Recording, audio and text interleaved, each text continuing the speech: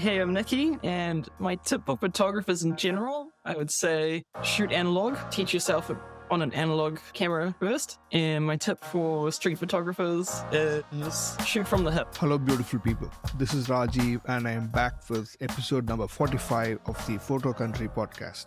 I normally record only audio, and it feels very strange speaking to the camera for the first time for a monologue. Yeah, that's the first time for everything, I guess. In this episode, we talked to Nikki Clendinning, a street and urban photographer from Auckland. I first met Nikki as part of a group exhibition back when I was first starting out in photography. And what was striking about Nikki's images back then were her deadpan sort of imagery, capturing the banality of life, of everyday life, I should say, on the streets of Auckland. So, without further ado, let's get into the conversation. Hi, Nikki, or NJ, however you want to go by on the internet. But I know you as Nikki, so Yeah. I hope that's fine with you. That is all good. Thanks for coming on this podcast and taking your time. So tell me, you have Nightshade on your personal Instagram, and then NJC. I have a difficult time pronouncing that word. Clendinning. Yeah. NJC Photographic is my photography one. Yes, NJC Photographic. And then I also have... So what's the logic behind those two different names? Nightshade was just a bit of a nickname I had because I used to work in native forest restoration. So we used to kill all the invasive weeds and replant with natives. And so obviously the woolly nightshade is one of the worst invasive plants we have in Auckland. So that was just a reference to that. But yeah, NJC Photographic is my photography account. And then I have NJC Landac, which is when I do landscape architecture as well. So I thought Nightshade was something to do with your music. No, it's just a dorky reference to horticulture. Okay, I never made that connection. So you have photography, you have music, obviously you love plants. What's the type of plants that you love doing? Is it is it called succulents? Yeah, I mainly do cactus and succulents predominantly, but pretty much anything I will attempt to grow if I can get a cutting or a seed or something. So, and is there a connection between the type of music? What kind of music do you do? I thought it was rock. Yeah. Right? Or is it hard, heavy metal? No, not heavy metal. It's sort of like a bit of grunge, a bit of emo, a bit of this bit alternative. But yeah, with like a real punk ethos. So we're sort of inspired by punk music, but we don't necessarily play punk in my band. So okay. So do you still play, or do you have a band right now? We're starting a band. We're just struggling to find a drummer who's keen on playing. So yeah, but we got a couple songs going. We might be playing a house party next month. So yep. But is there a connection between your music and the style of photography that you do, or is it just something that you just do? I think it's just something I do. My main three hobbies is plants, music, and photography. So I sort of alternate between which one I'm more interested in at any given time. And the landscape, I knew that you were working with the city in some capacity. When we met those years ago in Connections, and then you sort of went and did a course at Unitech, right? Yeah, so I'm studying landscape architecture. Okay, still start doing that? I thought the course was finished. No, I finish next year. So as a landscape architect, you'll be looking at, again, the topography, or is that the kind of stuff we'll be doing or you'd like to do? Yeah, so landscape architecture, I think there's a lot of people misunderstand what it is, because there's sort of a running joke that whenever, people in my class, we talk about landscape architecture and what we're studying, people will be like, oh, cool. So can you come put some plants in my garden? And it's like, no, it's more like urban design. So it's sort of how cities function, how people move through spaces. And I think that has really linked in with my photography as well, because what I like to photograph is urban spaces and people in the city, people in the streets. So I always find when I'm traveling to other cities, people, while other people want to go look at sort of more tourist areas, I'm more interested in walking around sort of the urban spaces, the streets, catching buses, catching trains, seeing how everything sort of functions and fits together. So that's what's, I think, mainly my photography is what made me interested in landscape in urban spaces. And then that's how I got into studying it. So it's a bit of a connection there between them. Right. And what are the cities that you've covered? I mean, in terms of your urban photography, is it just Auckland, or have you done other cities as well? No, I lived over in Vancouver for about a year, so I really, really loved photographing Vancouver. And I've done some other travel around, like just for holidays. Like I've been through a couple cities in Japan, been through I think about 7 or 8 states in the US. I've been through Europe, so but it was quite cool to live in Vancouver because I had the time to actually photograph the streets, whereas I think when you're doing, like a week in San Francisco, you kind of want to travel, but then you also want to photograph. So it's sort of finding that balance, between doing touristy things, but then also photographing streets and hanging out in alleyways and, trying to get something cool to photograph. Vancouver was cool because I found there's lots of people to photograph. There's lots of interesting, cool people. Also, I really enjoyed like the ambient light in Vancouver. It was quite interesting. Like it made my photos look quite cinematic. Whereas I found coming back to Auckland, the ambient light is a bit harsher. So my photos look a bit different here. So yeah. But how does Auckland and Vancouver compare? So like, what are your like in what opinions? What sort of way?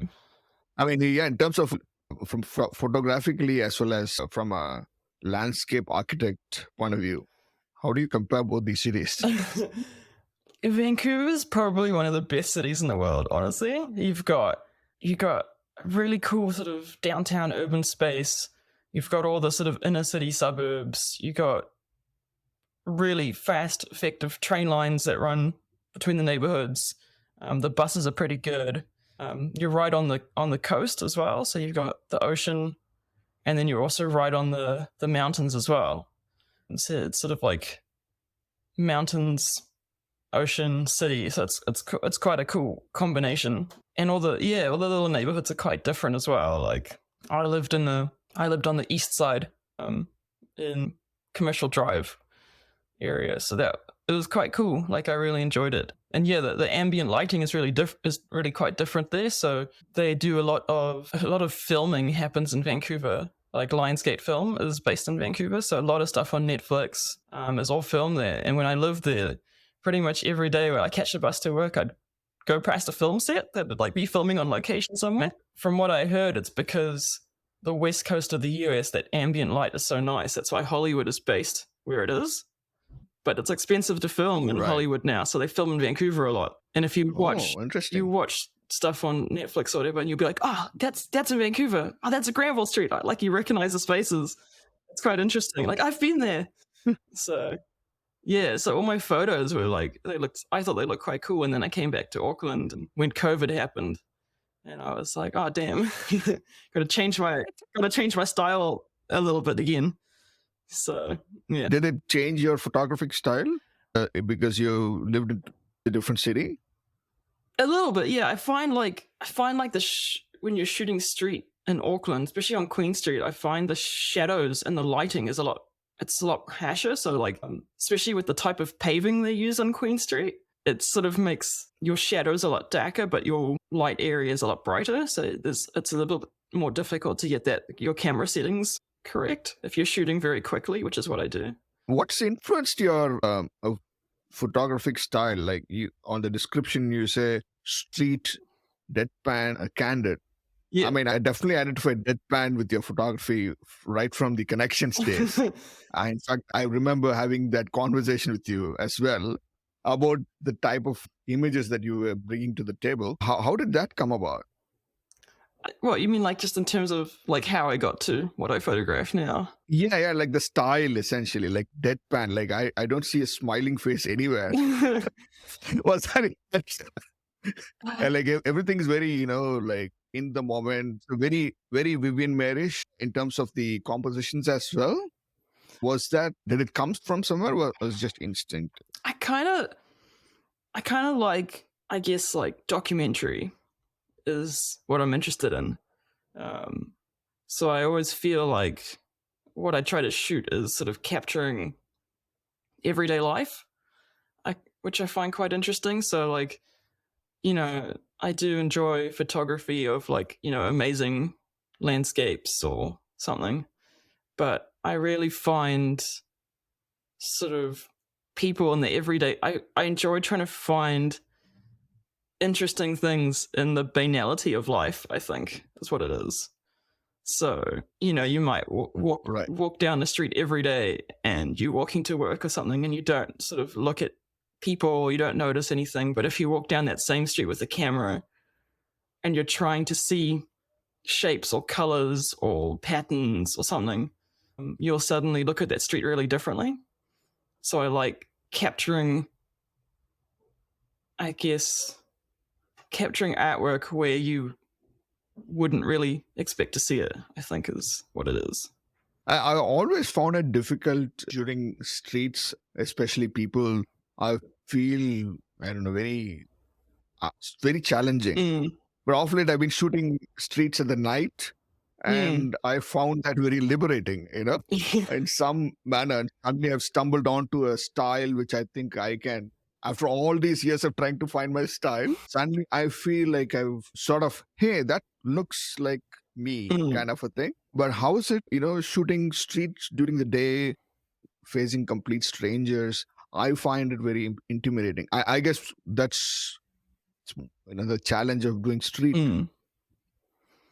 Yeah, I think. What do you say to that? How do you do that? How do I do it? I tend to do it so that people aren't aware, I think, that I'm photographing them, because I want photos that aren't staged. I don't want them necessarily posing for the camera. So I tend to set my camera settings up, I usually do it with quite a fast shutter speed. So like 1/2000th or 1/4000th of a second or something, and a really wide aperture. And then I shoot from the hip, basically. Almost never use the viewfinder or this LCD screen or anything. I tend to just point it and shoot it from the hip, which is something I learnt when I was really into lomography, which is the toy camera guys that do the film cameras, and they have a bunch of little toy cameras, and a lot of their style was like, shoot from the hip. So you kind of get used to where your camera's pointing and what you're going to be capturing, but you do get quite a few misfires and you end up, completely missing what you're photographing. So it's quite experimental and quite fast. Yeah, but how do you identify the composition that what you're going to shoot? Like, how do you visualize it? Like, how do you know that because you're shooting from the hip, you're not actually looking at your screen or framing your scene? Do you have like an articulating screen? I do have a screen that flips up because I shoot with a Fujifilm. So they do have a screen that flips up. But I almost find that a little distracting sometimes as well. But yeah, you can hold it quite low and shoot while looking down. So almost like shooting with the twin lens reflex. But yeah, it just takes a bit of practice and knowing sort of roughly what's going to be in your viewfinder, which is sometimes how I get those sort of more interesting angles when I'm shooting people, because I'm just kind of like holding the camera down here and just firing the shutter, hoping that I actually capture what I think I'm capturing. But yeah, a lot of the times it'll be a misfire, like I'll chop someone's head off and I'm like, oh well, at least I'm not shooting analog and having to pay for that. I think it's also interesting because you never know how it's going to come out, right? That's the beauty of it. Yeah, I mean it's the benefit of shooting digital as well, is that you can practice over and over and over and over. So when I first started photography, I was shooting on analog, so I was a lot more careful about what I was photographing. Going back to the beginning, what got you into photography? Originally, I would say I was probably about like sort of 15 or 16, and we had like a Sony Cybershot 5.1 megapixel little digital camera, and I was really interested in capturing photos with that. So I would do sort of experimental photos, like playing with light and stuff, and trying to just create images that didn't look like photos, I guess, so much when I was a teenager. But then when I got a little bit older, I was maybe like 19. On a whim, my dad bought 2 old cameras off Trade Me for like $20. It was a Pentax P30 and a Xenon. I don't know what that camera was, but it was something. And he just did it on a whim because my dad was a photographer. Back in the 70s, he shot with the Pentax Spotmatic 500, and he was really, really into it. In the 70s, he bought these massive lenses. He had a darkroom set up and everything. And he told me stories that he would go to events, like he'd go to the horse races and stuff, and they would just let him in for free because they thought he was like a legitimate newspaper photographer because he had such expensive equipment for back then. Whereas now, so many guys have expensive equipment, it probably wouldn't work anymore. And he'd develop all these photos and stuff. So on a whim, he bought these old cameras when I was about 19. And I was like, oh, wow, like, how do you use this? How do you, so he taught me the basic, how to use the Pentax P30, like how to use the light meter and do the apertures and stuff. So I shot my first roll of film when I was 19, and ever since then I was hooked on it. So I bought a bunch of different film cameras. I think I have like 20 different old film cameras from like the 1950s onwards. Now I've shot film through most of them, and some of them don't work very well, and some of them are quite good. And then I got my first SLR camera in about 2012. That was a Pentax as well. My dad bought it for me. Then in 2017, I upgraded to Fujifilm, decided to go mirrorless because I thought it worked better for street photography. Fujifilm has this reputation, as like its film simulations are so good, etc. How do you find it working with Fujifilm? I actually really love my Fujifilm. There was a couple of reasons why I picked it. So I shoot with a Fujifilm X-T20. So the reason I picked it was it's mirrorless, so it's much smaller than your DSLR cameras, which works for me with street photography. I also you can also program some of the buttons and stuff, which I found quite useful. So I took off all the sounds, so there's no like focusing sound, so people don't hear the little beep beep when you're trying to focus your camera in public. So it's like a stealthy sort of little camera, but also I quite liked the functionality of it. So it feels more like I'm using an analog camera, just the way the Fujifilm is built. Like the body of the camera feels more analog. It's more tactile the way that I shoot with it.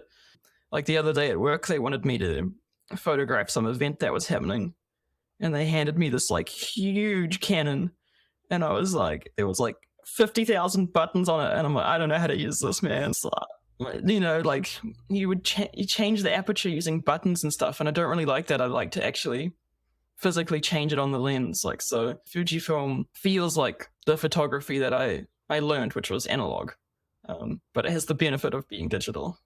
People have actually asked me, oh, are you shooting with analog? And I'm like, no, it's just a Fujifilm.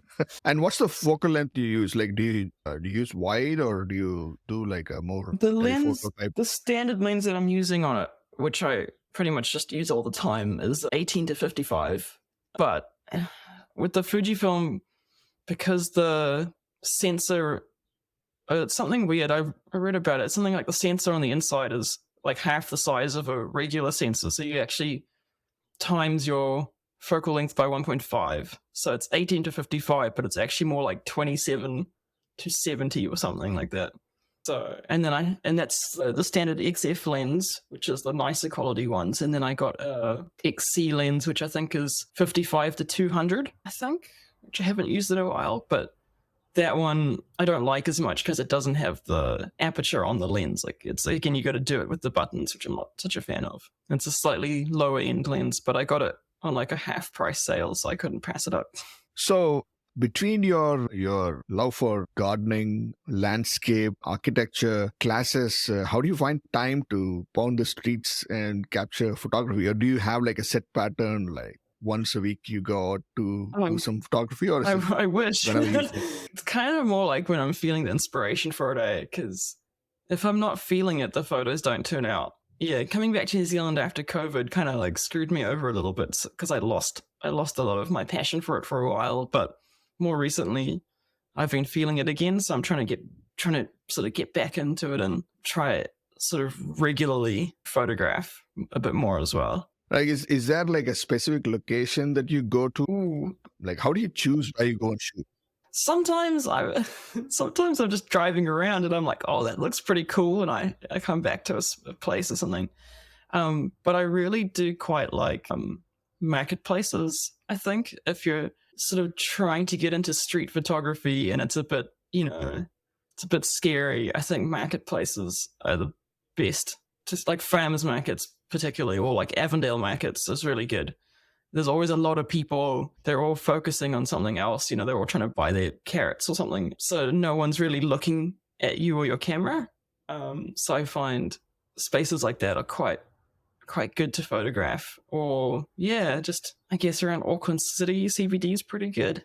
But I haven't done that one in a while, so maybe I should go for a walk around there at some point. And somehow, I don't know, I don't find Auckland that interesting for street photography. Yeah. And it's because I'm not much of a street photographer, so I'm possibly the wrong person to, ask. But what do you think? Is it bad to Vancouver? Do you find Auckland really interesting to shoot? I think after a while it does get like, when you've walked the same street for quite a while, it gets a little boring, because like you sort of know what to expect. So that's why, traveling's pretty good. And then you shoot a different city for a couple of weeks and then you come back to Auckland and then... Awesome. Once you finish your course and you become a landscape architect, do you think photography will still play a role in your profession, or will it still be a hobby in the future? Like, where do you think this is going? I don't think it could ever be a side hustle for me. I always wanted to do like an exhibition or something, a street photography exhibition or something, but I'd have to probably get a bit more photography done, sort of improve a bit more. Yeah. But that would probably be something I would do rather than trying to sort of make it a commercial sort of venture. Because I just don't think street photography is really something that people would purchase and, I don't know, hang on their wall in their lounge or something. And are there any influences in your street photography? Like, is there any specific photographer that you admire? I have two favorite photographers of all time. So one is a street photographer, which is Vivian Maier. I don't know if you know about her, but she basically shot, I think like it was like 100,000 images. She couldn't afford to actually get them developed, so she just put them all in storage. And then she ended up passing away or something, and some dude bought her storage container and started developing her photos. And she is actually like one of the most prolific street photographers around like New York and Chicago, I think, in the 1950s. Beautiful images. So I really love her style. And my other favorite photographer is actually more of a studio-based photographer, which is Robert Mapplethorpe. So he was also in New York City in the 70s. And probably his most famous photograph is the cover of Patti Smith's first album, which is Horses. He shot it with him.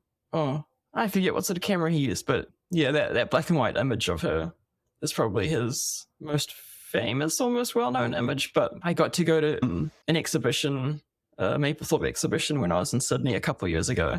I didn't even know it was on. It was just by chance it was on at the art gallery. So that was quite cool to see all his photos up close.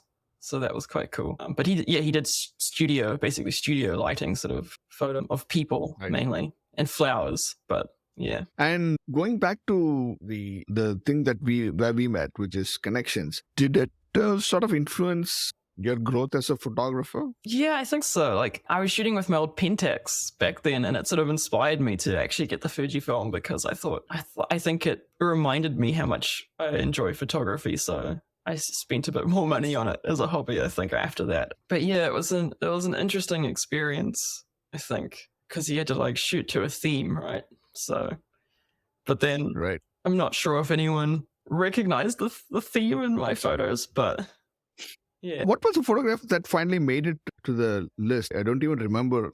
I got 3 that were chosen. So one of them was like a mannequin head that I'd seen in a shop in Cairo. Right. The other one was just like that random building that I'd found out in like Hobsonville that had like the doorway through to the other side. Right. And then the third one, I actually took a photo of my mum in the backyard. And she was like, now I remember. She was pretty shocked that there was a huge photo of her displayed at Queen's Wharf. It was quite funny. Right. Okay. Awesome. So, closing out this conversation, I want to just touch upon your experiences in social media. You recounted a very funnily why you named your feed whatever you call it right now. Oh, Talk me through that. why I go by my initials on Instagram instead of my name? Yeah. It's because I'd read something online that if you're an artist or a photographer and you're a woman, you tend to get these dudes who'll be like, oh yeah, she sucks because she's a woman photographer, so as a sort of social experiment, I decided to go by my initials, which is just NJ.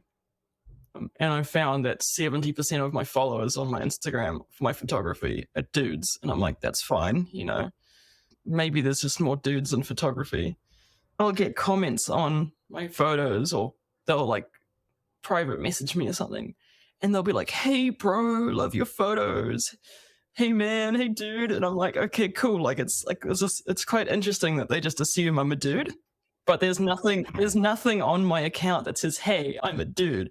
Tags. Yeah, exactly. Yeah. I even tag my photos. There's a couple tags that are like woman street photographers, woman photographers, and like they don't notice those hashtags, but it's quite funny. So I don't really care. Like whatever, if they want to follow me, that's all good.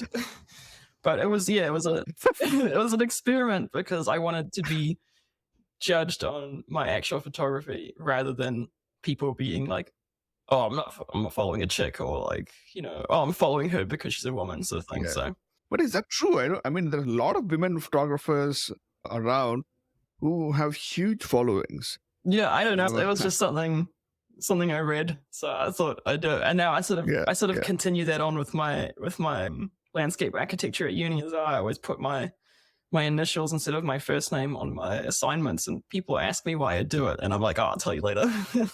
Right.